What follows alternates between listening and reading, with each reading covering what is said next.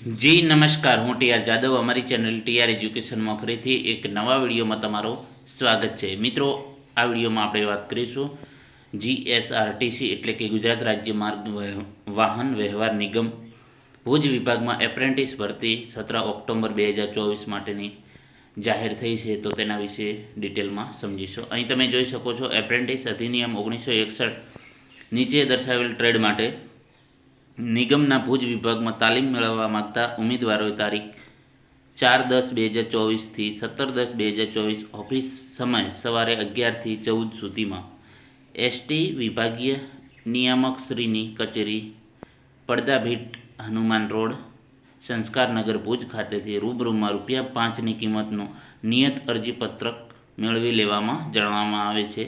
જેમાં ક્રમ 1 માટે વયમર્યાદા 18 થી 28 અને ક્રમ 2 થી 5 માટે 18 થી 30 વર્ષની છે.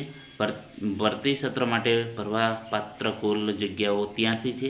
જેમાં ટ્રેડનું નામ અહીં તમે જોઈ શકો છો: computer operator and programming assistant, COPA, motor mechanic vehicle, mechanic diesel, auto electrician અને વેલ્ડર છે. આ 5 ટ્રેડ માટેની ભરતી છે.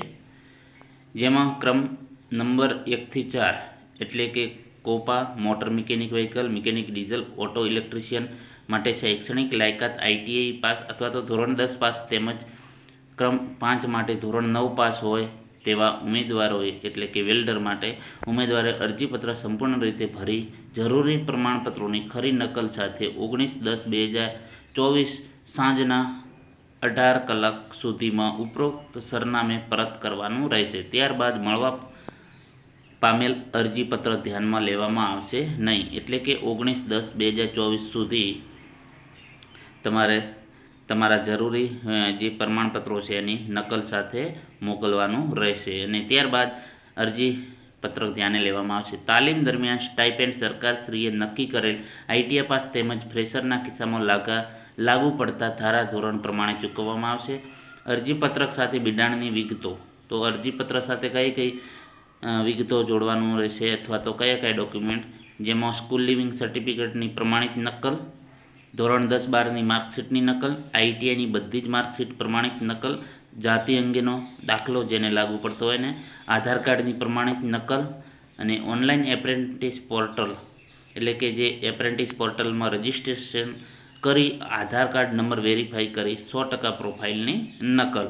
અગાઉ અન્ય કોઈ સંસ્થામાં જે તે ટ્રેડમાં તાલીમ લીધેલ હોય તેવા ઉમેદવારોએ અરજીપત્ર ભરવાના નહીં. જેણે કોઈ અગાઉ એપ્રેન્ટિસમાં તાલીમ લીધી હોય તો એ લોકો ભરવાનું રહેશે નહીં. વિભાગીય નિયામક એસટી ભુજ. તો મિત્રો, આ એપ્રેન્ટિસ માટેની ભરતી છે. જો વિડીયો પસંદ આવે તો લાઈક કરો, શેર કરો અને મિત્રો અમારી ચેનલને સબસ્ક્રાઈબ કરવાનું ન ભૂલતા. Thank you for watching this video.